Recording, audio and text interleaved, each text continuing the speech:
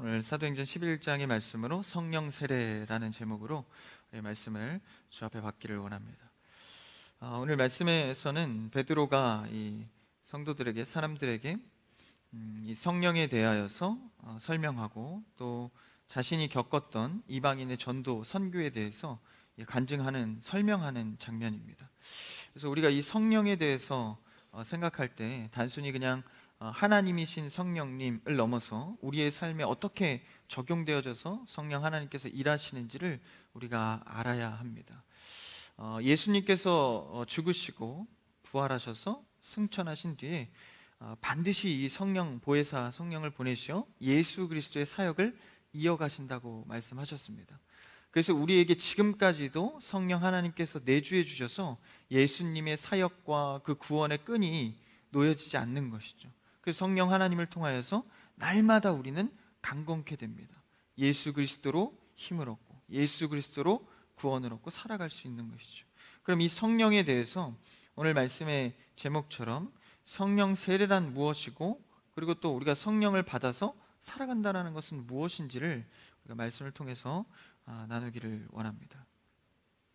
오늘 말씀의 제목과 또 본문처럼 성령 세례는 이제 두 가지 측면으로 우리가 이해를 할 수 있습니다. 그러니까 개혁주의 장로의 합동 측에서 이해하는 이 성령 세례는요, 하나님께서 이 성령을 통하여서 우리에게 믿음을 주셔서 구원을 받게 하는 통로를 말합니다. 그러니까 다시 말하면 하나님을 주라고, 그리고 예수 그리스도를 주라 시인하고 믿게 되는 것이 바로 성령 세례를 의미합니다. 그러니까 이 성령 세례는 우리의 힘으로 믿을 수 없는 것들을 성령을 통하여서 믿게 되었다라는 뜻이죠. 그래서 성령이 내 안에 오셔서 믿게 되는 것을 성령 세례라고 인식합니다. 근데 이제 또 다른 한편으로는 은사주의식으로 성령 하나님께서 임하시면 어떤 특별한 능력을 얻게 된다. 근데 사실 이 성령 세례의 특별한 능력을 얻게 되는 것은 주된 역할은 아닙니다. 타 교단이나 혹은 너무 은사주의에 빠진 사람들은 성령을 받아야 능력이 생긴다 라는 식으로 성령의 주된 역할을 좀 오해하는 경우들이 많습니다. 그러다 보니까 우리도 어떤 믿음이 좀 약하거나 좀 어려움을 당하면 야, 성령이 없어서 그래 라고 표현하기도 하는데, 그건 사실 올바른 표현은 아닙니다. 성령은 우리에게 믿음을 주셔서 하나님을 주라고 믿게 하는 역할이 주된 일입니다. 다시 말하면 우리의 신앙생활은 하나님을 주라 모시는 것이 가장 큰 이슈다라는 것입니다. 하나님을, 그리고 예수 그리스도를 주라 시인하면 우리의 삶의 모든 문제는 그것으로부터 해결함을 얻습니다. 그러니까 나머지는 부차적인 것이죠. 성령을 통하여서 받는 어떤 능력이나 은사주의식으로 성령을 이해하는 것은 우리의 종교를 능력 종교, 은사주의 종교로 어렵게 만들 때가 있습니다. 그래서 오늘 말씀에서 그거를 제대로 정립해 주면서 성령 세례를 받았다고 말을 하는데요, 오늘 말씀에서는 이 베드로가 자신의 이야기를 소개하면서 이제 그들이 갖고 있는 어떤 성도들의 오해를 좀 풀어주는 장면이 나옵니다.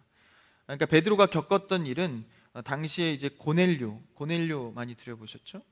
이 고넬료는 이방인입니다. 베드로는 정통 유대인이고요. 당시의 유대인들은 감히 이방인들과 함께 식사하고 섞거나 뭐 하나님의 복음을 전한다? 이것은 있을 수 없는 일이었습니다. 근데 최초로 이방인 중에 고넬료가 예수 그리스도의 복음을 받게 된 것입니다. 그러니까 이 복음을 이방인이 받았다는 소식을 듣자 이제 사람들이 이 베드로에 대해서 의심을 하기 시작하는 거예요. 지금 무슨 짓을 한 거냐? 어떻게 이 우리만의 하나님의 이 진리를 이방인에게 전할 수 있냐? 겸상하지 않는 이방인에게 말이죠.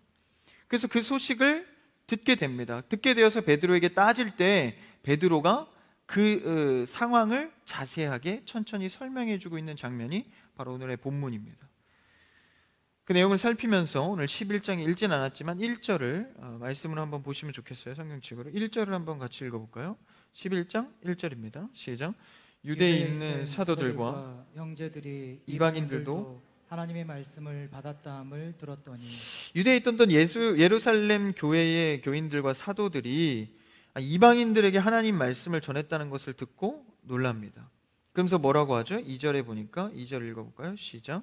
베드로가 예루살렘에 올라갔을 때에 할례자들이 비난하여 할례자들은 누구죠? 바로 유대인들입니다. 정통을 지키던 자들이 이제 베드로에 대해서 그 소식을 듣고 이제 비난하기 시작한 겁니다.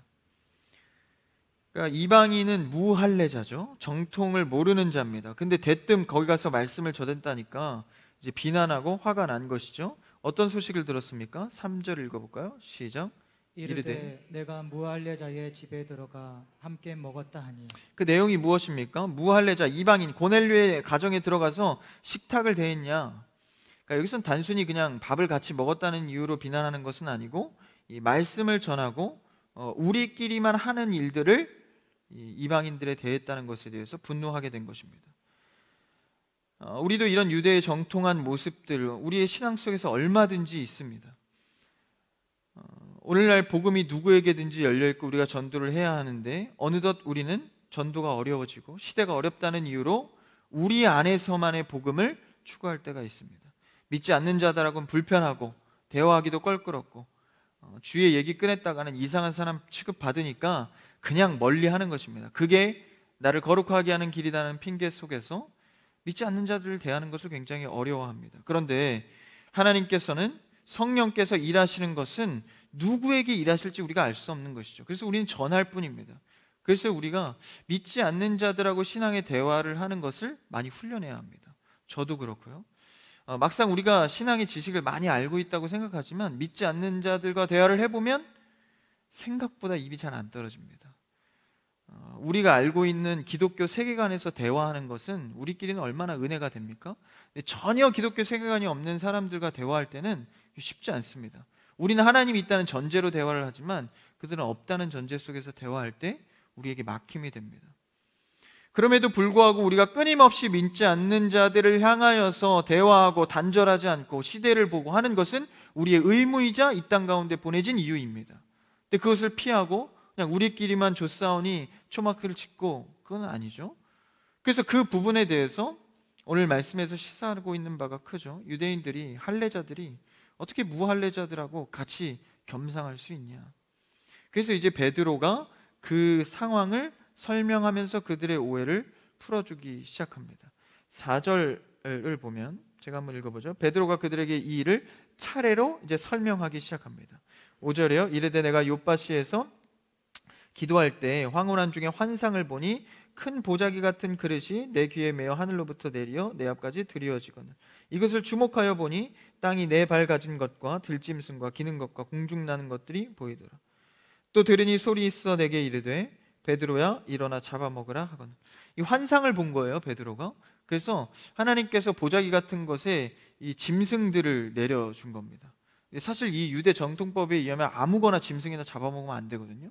수많은 이런 안 되는 율법에 어긋나는 짐승을 보고 잡아먹으라 하나님이 말씀하시는 거예요. 당연히 정통한 베드로 유대로가 안 됩니다. 3번이나 거절하지만 3번이나 건면합니다. 이 환상을 보고 그 무렵에 똑같은 환상을 고넬료가 보게 됩니다.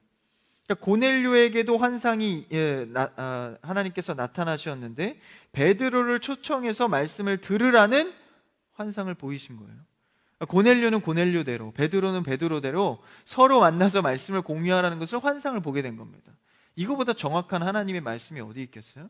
거부할 수 없는 이 말씀 속에서 베드로가 당연히 고넬료에게 찾아가게 됩니다. 그래서 가서 말씀을 전하고 그 성령께서 고넬료의 가정에 임하는 것을 목도하게 됩니다. 그러니까 베드로가 실제적으로 성령 하나님의 능력에 대해서 어떤 정도인지 모르다가 보고 깨닫게 되는 것이죠. 항상 베드로는 좀 보고 그 뒤에 깨닫게 되는 경우가 많습니다. 예수님하고 사역할 때도 베드로가 주로 그랬죠.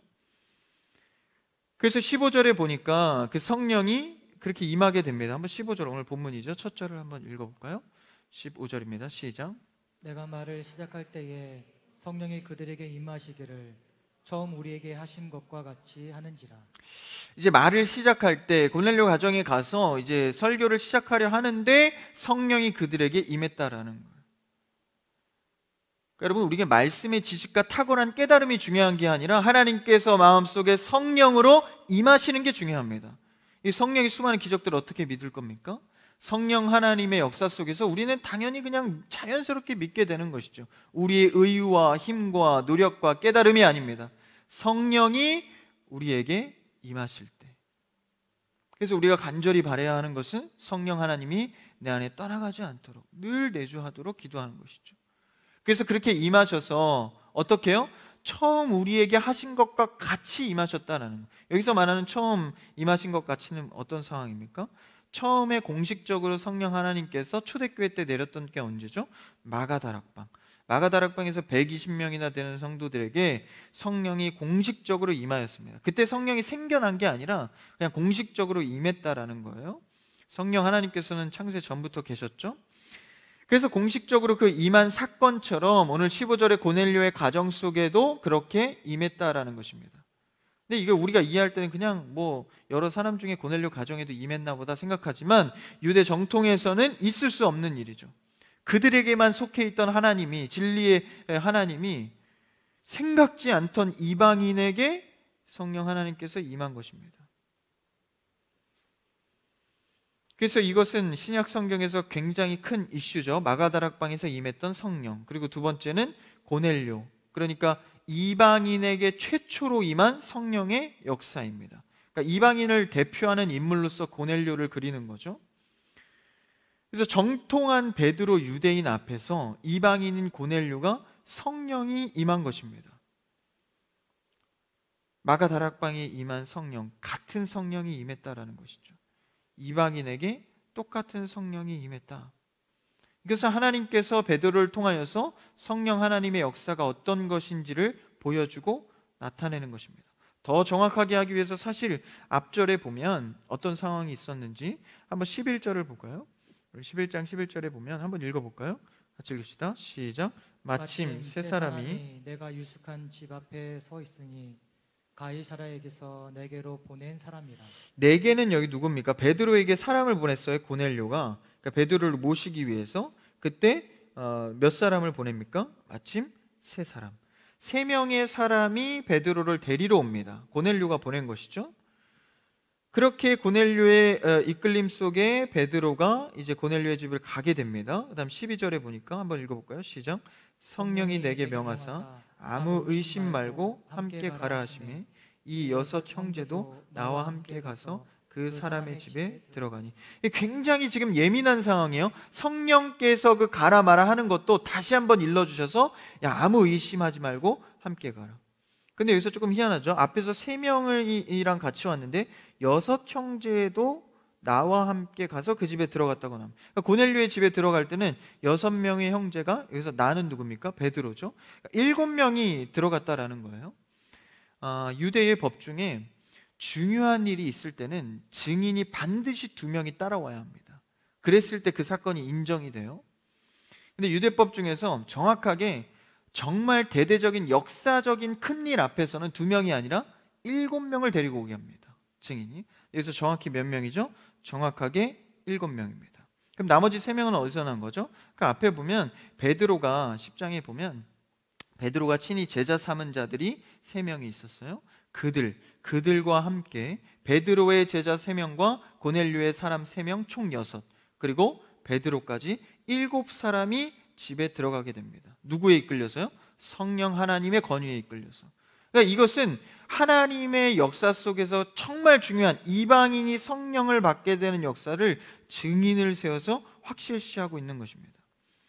그래서 역사적 하나님의 사건이라고 인정되는 7명이 매우 중요한 사건 가운데 동참하게 됩니다. 그랬을 때 이걸 뭐라고 어떻게 설명하죠? 16절, 오늘 본문으로 돌아와서 16절을 한번 읽어볼까요? 16절이요? 본문 띄워줄 수 있죠? 안 되나요? 같이요? 시작. 내가 주의 말씀에 요한은 물로 세례를 베풀었으나 너희는 성령으로 세례를 받으리라 하신 것이 생각나노라. 이 증인들이 있는 곳에서 성령이 진짜 임하니까 그때서야 베드로가 어떻게 됐죠? 생각난 것이 있었어요. 그러니까 요한은 물로 세례를 베푸는데 너희는 성령으로 세례를 받으리라 한 사건이, 이 말씀이 생각이 난 겁니다. 그 말씀을 추적해서 올라가 볼까요? 그러니까 이제 성령으로 세례 받는다는 것을 예수 그리스도의 말이 베드로가 생각이 난 겁니다. 이 중요한 사건이 지금 베드로 앞에 펼쳐진 것이죠. 마태복음 3장 11절에서 12절인데요. 한번 같이 읽어볼까요? 제 시작.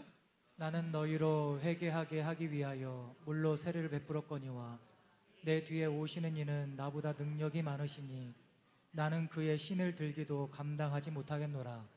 그는 성령과 불로 너희에게 세례를 베푸실 것이요 손에 키를 들고 자기의 타작마당을 정하게 하사 알곡은 모아 곳간에 들이고 쭉정이는 꺼지지 않는 불에 태우시리라.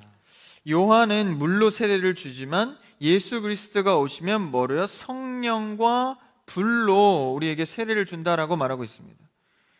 그러니까 이제 더 이상은 율법에 매인 것이 아니라 성령 하나님으로 하나님을 믿을 수 있게 된다라는 거예요. 근데 여기서 우리가 주목할 것은 성령과 불이라는 단어가 나옵니다. 근데 이제 성령과 불하면 성령이 불을 받아라, 그래서 어떤 은사주의로 빠지고 불 이렇게 해가지고 불을 뜨겁게 받으면 되는 걸로 오해를 하지만 그게 아닙니다. 잘 읽어보면 우리가 12절에서 그 불이 나오죠. 불은 뭡니까? 쭉정이를 심판해, 알곡은 곡간으로, 쭉정이는 불심판을 받게 된다라는 거예요.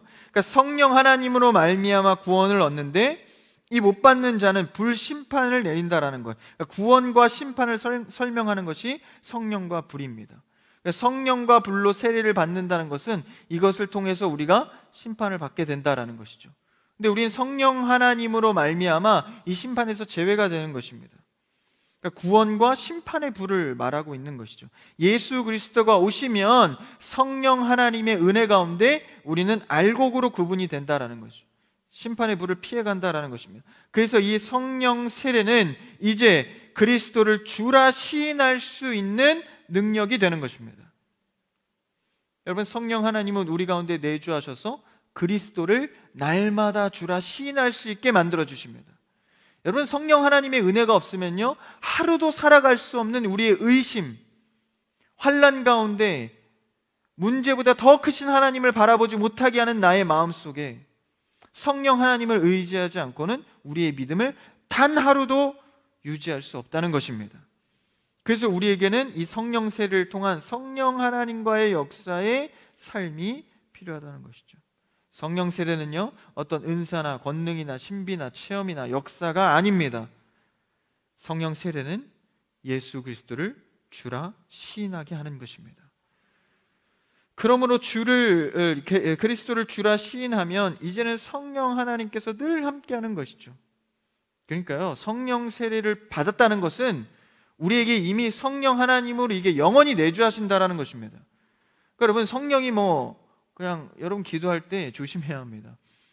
그러니까 성령 하나님이 오라가라 하는 존재가 아닙니다. 성령 세례가 뭐죠? 우리가 이제는 예수 그리스도를 주라 시인하고 믿음이 들어왔으면 이미 성령 하나님은 내 안에 계신 겁니다. 성령님 오시옵소서, 기름을 부어주시옵소서, 이런 거 고백은요, 사실 바른 기도는 아닙니다. 성령 하나님은 우리 안에 이미 계십니다. 믿음 가운데 있는 자들은, 고백한 자들은 이미 성령님과 늘 함께 하는 것입니다. 그럼 뭐의 문제가 남았죠? 성령 하나님께서 늘 함께 계시는데 이 충만의 문제는 남아 있습니다. 우리 성령 충만을 받으라 이렇게 말하죠. 성령 세례와 성령 충만은 다릅니다. 성령 세례는 한 번만 받는 겁니다. 이 세례의 의미가 그렇죠. 군대 가면 초코파이 받으려고 세례를 자꾸 받는데 세례는 한 번 받는 것으로 끝나는 겁니다. 하나님 앞에 고백하는 것으로 끝나는 거죠. 근데 그 고백을 누구의 힘으로 하죠? 내 힘으로 하는 게 아닙니다. 성경 내 힘으로 믿는 게 아닙니다. 성령 하나님의 세례를 받아 그 성령을 의지하여서 믿는 것이죠. 그렇다면 성령 세례는 그 한 번의 고백으로 내가 이제 믿음이 들어왔으면 끝나는 겁니다. 그럼 이제 문제는 성령의 충만함의 문제가 남아있는 것이죠. 충만은 무엇입니까? 성령 충만은 양적인 개념이 아닙니다. 성령 하나님이 이제 구름이 불어나듯이 더 많이 계셔서 능력이 좀 힘있게 어떤 그런 이미지를 생각하는데 사실 성령 충만은 그게 아닙니다. 성령 충만은 이미 내가 성령 세례를 받았으니 그 성령 세례로 말미암아 내 안에 생긴 도리와 책임을 다하는 것, 다시 말하면 성령 하나님의 음성에 순종하는 것이 성령 충만입니다. 그러니까 성령 하나님께서 내 안에 세례로 들어오시면요, 내 안에 찔림이라는 게 생기기 시작합니다. 말씀을 드리면 찔리게 되고요, 상황적으로 하나님 앞에 찔림이 발생합니다. 기도하며 회개하게 되고요. 그 찔림이 내 안에 들어올 때 그것을 순종하느냐, 순종하지 않고 보류시키느냐, 이것이 바로 성령 충만의 문제입니다. 성령 하나님께서 내 안에 음성적으로 들리시고 말씀하시고 내 귀에 항상 말씀하실 때 그것을 순종하는 것, 그것이 성령 충만입니다. 내 안에 들어온 성령 하나님에 대하여서 책임을 다하는 여러분 되기를 축복합니다. 그러니까 성령이 주시는 찔림은 우리에게 늘 있는 거예요. 오늘도 말씀을 듣다가 기도하는 중에 내 안에 주시는 음성, 찔림, 그것에 내가 얼마나 순종하는가. 내가 말씀을 듣고 깨달았다면 하나님께서는 성령을 통해 순종을 원하시죠. 그래서 그 순종하는 것을 통하여서 이제 성령 하나님의 계획 가운데에 우리가 동참하고 그것을 보게 되는 것입니다. 이게 안 되면 성경 에베소서에 보니까 성령이 근심한다 그래요. 그러니까 성령 세례를 받아놓고 이웃을 사랑하지 않고 욕하고 비난하고 비방하고 이런 자들을 향하여서 뭐라고 에베소서는 표현하냐면 성령이 근심한다. 성령 세례를 받아놓고 예수 그리스도를 주라 시인하고 고백해놓고 그 성령의 음성에 귀 기울이지 않는 거예요. 비난하고 내 뜻대로 하기를 좋아하고 그럴 때에 성령은 근심한다라는 것이죠. 여러분, 성령 받은 자로서 늘 순종하며 살겠다는 고백으로 주 앞에 나아가는 여러분 되기를 축복합니다. 우리 찬양 하나 하기를 원하는데요, 오늘 이곳에 계신 성령님께서 우리에게 늘 함께 계십니다. 우리를 가르치시고 알리시고 마음의 음성으로 늘 말씀하십니다. 그때 우리가 어떤 순종으로 나아갈지 우리의 고백을 주 앞에 드리기를 원합니다. 오늘 이곳에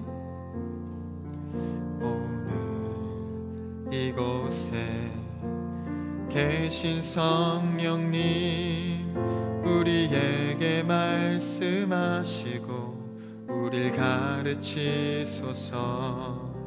같이 우리 맘 열어주시고 주의 빛으로 밝혀 우릴 인도하소서.